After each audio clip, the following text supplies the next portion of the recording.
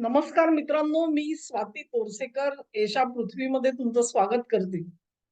Ukraine युद्धाला सुरुवात झाली तेव्हापासून आपण या ना त्या निमित्ताने एकच बातमी ऐकतोय. अमेरिकेने आज ह्याच्यावर निर्बंध घातले, उद्या त्याच्यावर निर्बंध घातले.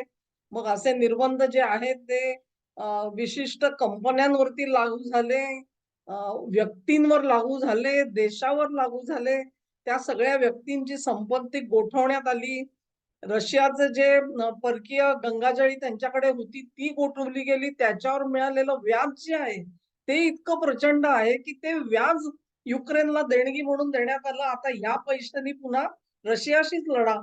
अशा पद्धतीचा युद्धाला सुरुवात जर कोणी केली असेल तर ती अमेरिकेने केलेली होती. आणि मग आता इतकं ते झोंबलेलं आहे सगळं, की रशियाला जो कोणी मदत करतोय त्या सगळ्यांवरती आघात करायला अमेरिका उत्सुक झालेली दिसते आणि त्याच्यामध्ये अ, आपण बघितलं की चीनवरती त्यांचा विशेष दात आहे. कारण चीननी रशियाला मदत केली, शस्त्रसामग्री पोहोचवली, असे आरोप अमेरिकेने केलेले होते. याच्यातच तुम्हाला आढळेल की एक कंपनी जी होती चीनची, DJI म्हणून त्या कंपनीचं नाव. या कंपनीतर्फे अमेरिकेच्या डिपार्टमेंट ऑफ डिफेन्स म्हणजे संरक्षण मंत्रालयाने त्यांच्यावरती निर्बंध लागू केले आणि त्यांच्यावरती असा आरोप केला गेला, की ही जी कंपनी आहे, ही कंपनी ही चायनीज मिलिटरी कंपनी आहे. म्हणजे चीनची लष्करी कंपनी. चीनमध्ये एक पद्धत अशी आहे, की तुम्हाला कंपनी दिसताना खाजगी दिसते, परंतु तिचा जो प्रमुख असतो किंवा विशिष्ट त्यांच्या पदांवरची काही जी मंडळी असतात, ती थेट त्यांचे लष्करी अधिकारी नेमले जातात आणि अशा तऱ्हेने चीन अ, खाजगी कंपन्यांवरती सुद्धा आपलं नियंत्रण ठेवत असतो. ही अगदी उघड गोष्ट आहे. त्यामुळे ही जी काही DJI कंपनी आहे, अ, त्या कंपनीबाबत जर का संरक्षण मंत्रालयाने अमेरिकेच्या असा आक्षेप घेतला असेल, तर त्याबाबत आपल्याला विशेष काही बोलता येणार नाही. DJI ही कंपनी आहे, ही जगामधली सर्वात मोठी ड्रोन बनवणारी कंपनी आहे, असं म्हटलं जातं. आणि तिला आता चिनी मिलिटरी कंपनी म्हटल्यामुळे तिच्यावरती अनेक बंधनं लागू झालेली आहेत.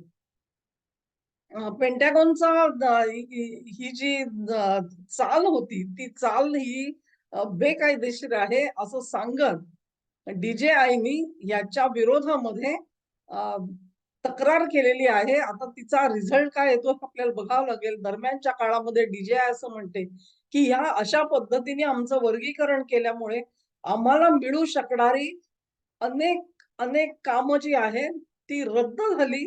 ती म्हणजे आमचा जो पैसा जो आहे कंपनीचं उत्पन्न मोठ्या प्रमाणात बुडलेलं आहे.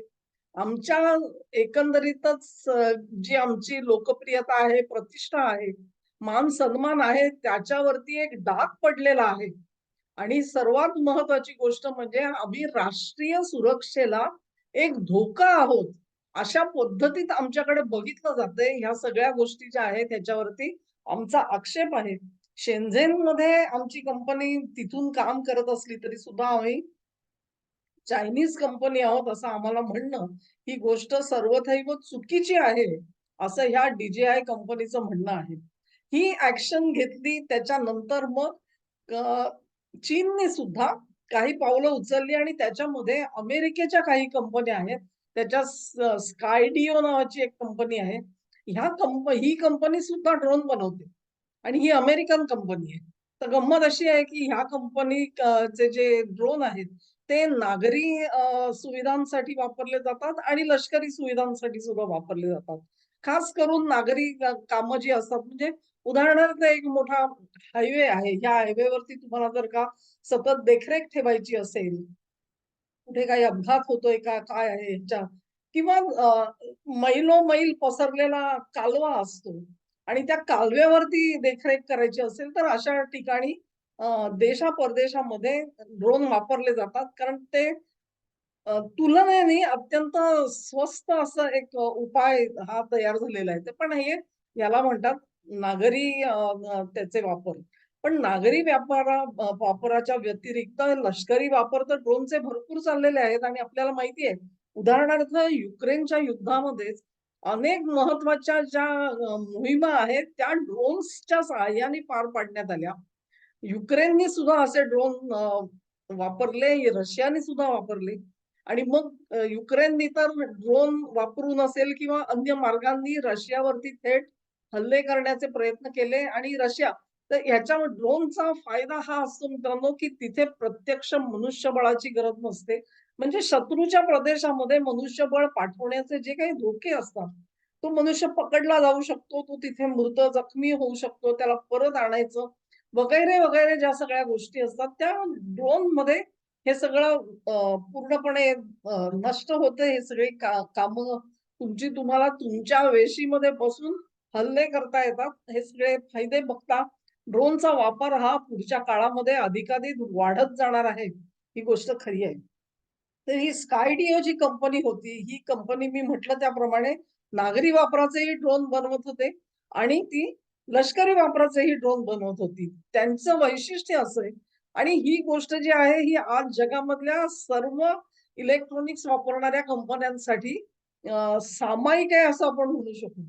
मूळ जे अगदी ज्याला आपण बेसिक कंपोनंट्स म्हणतो आणि हे इलेक्ट्रॉनिक्स मधले हे सगळे आजच्या घडीला खूप मोठ्या प्रमाणामध्ये चीनमध्ये त्याची निर्मिती होत असते. त्यामुळे तुमची कंपनी जर का इलेक्ट्रॉनिक कंपनी असेल, तर त्याच्यामधला एकही कंपोनंट आम्ही चीनी वापरत नाही, असं म्हणणं थोडंसं धार्ष्ट्याचं असतं. कारण हे कंपोनंट चीन हे इतक्या मोठ्या प्रमाणावर बनवतं, त्यामुळे त्याची किंमत सुद्धा अत्यंत कमी असते. तुम्हाला जर का त्याची रिप्लेसमेंट म्हणून इतर ठिकाणाहून तर त्याची किंमत खूप भरमसाठ भरावी लागते. तेव्हा चीननी ही सगळी निर्मिती व्यवस्था जी आहे ती स्वतःच्या देशामध्ये तयार केल्यामुळे सर्व देश एक या ना त्या प्रकारे चीनवरती आज अवलंबून असल्यासारखे झालेले आहेत. तशीच ही जी स्कायडिओ कंपनी आहे तिची ही परिस्थिती तीच आहे. तिचे काही कंपोनंट जे आहेत ते चीनमधून येतात आणि त्यातला एक महत्वाचा कंपोनंट आहे तो बॅटरी. ड्रोनची तुम्हाला हे माहिती आहे, की ड्रोन हा अर्थातच बॅटरीच्या सहाय्याने चालवला जातो. ही जी बॅटरी आहे तिची क्षमता किती आहे आणि ती किती काळ चालू शकते, ह्याच्यावरती अनेक गणितं अवलंबून असतात. कारण ड्रोनचा वापर कसा आहे त्याच्यावरती ती बॅटरी ही ठरवावी लागते आणि तिची क्षमता ठरवायला लागते. तर ही गणितं जी आहेत, ही गणितं बघून ती बॅटरी पुरवण्याचा आणि तसे ऑर्डर्स आता ही स्कायडिओ कंपनी जी आहे, ती चीनी कंपनीकडून अशा बॅटरीज विकत घेत होती. एकदा स्कायडिओवरती आर्थिक निर्बंध चीनने लागू केले, म्हटल्यानंतर स्कायडिओ कंपनीच्या एकंदरीतच संपूर्ण त्यांच्या उत्पादन व्यवस्थेवरती प्रचंड मोठा आघात झाल्यासारखं झालेलं आहे. याचं कारण असं, की 2-3 गोष्टी झाल्या. त्यांचे जे काही चीनमध्ये त्यांचं जे आस्थापन होतं, त्या आस्थापनामधलं सगळी संपत्ती, स्थावर संपत्ती आणि जंगम संपत्ती ही चीननी गोठवलेली आहे. त्याच्यामध्ये अनेक प्रकारचे म्हणजे अगदी बँकांची खाती सुद्धा गोठवली जातात, अशा वेळेला. तर इतकंच नाही तर ह्या कंपनीचे जे वरिष्ठ आपण म्हणतो असे जे कर्मचारी म्हणता येईल, अधिकारी वर्ग म्हणता येईल, अशा 10 जणांवरती व्यक्तिगत सुद्धा सँक्शन्स चीनने लागू केलेली आहेत आणि त्याच्यामध्ये ब्राय यांचा उल्लेख केला जातो. त्यांचे एशिया पॅसिफिक मधले जे जनरल मॅनेजर आहेत टॉम मॉस यांच्यावर सुद्धा असे निर्बंध आज लागू झालेले आहेत. ह्याच्या व्यतिरिक्त दुसरी जी केवळ लष्करी ड्रोन बनवणारी कंपनी आहे एज ऑटोनॉमी ऑपरेशन्स तिच्यावर सँक्शन्स लागू झाली आणि लष्करासाठी जहाज बांधणीचं काम करते अशी कंपनी हंटिंग्टन इंगॉल्स इंडस्ट्रीज ह्याच्यावर सुद्धा चीननी एक बंधनं सगळी टाकलेली आहेत. एकूण 6 अमेरिकन कंपन्या या चीननी हेरून त्याच्यावरती आर्थिक निर्बंध लागू केलेले आहेत. खास करून स्कायडिओवरती आरोप काय ठेवण्यात आला तर तुम्ही तैवानला ड्रोन पाठवले. हा जो चीनचा आक्षेप आहे तो अतिशय मजेशीर आक्षेप आहे. असं निदान स्कायडिओ कंपनी सांगते त्याच्यावरून आपण म्हणू शकतो. त्यांनी असं म्हटलेलं आहे, की तैवानची जी नॅशनल फायर फायटिंगची सगळी त्यांची जी व्यवस्था असते, ती जी एजन्सी आहे, त्या एजन्सीला आम्ही ड्रोन देत होतो आणि हा अर्थातच तुम्ही म्हणाल नागरी वापरासाठी असलेले ड्रोन होते, त्याचा आणि लष्कराचा काही संबंध नाही. पण तैवान हा चीनचा अविभाज्य भाग आहे असं मानणाऱ्या चीनला मात्र त्याच्यात काहीतरी काळबेर आहे असं वाटलं आणि हे ड्रोन लष्करी वापरासाठी सुद्धा अ, अ, उपयोगात आणले जाऊ शकतात. कदाचित ड्युअल यूज पण असतात कधीतरी, म्हणजे नागरी सुद्धा आणि लष्करी सुद्धा. असेही हे ड्रोन असू शकतील. वर्करने दाखवताना फायर एजन्सीनी ऑर्डर केले, पण प्रत्यक्षात ते लष्कर वापरणार असेल, याचे डिटेल्स जे आहेत ते तपशील मला कुठे मिळाले नाहीत.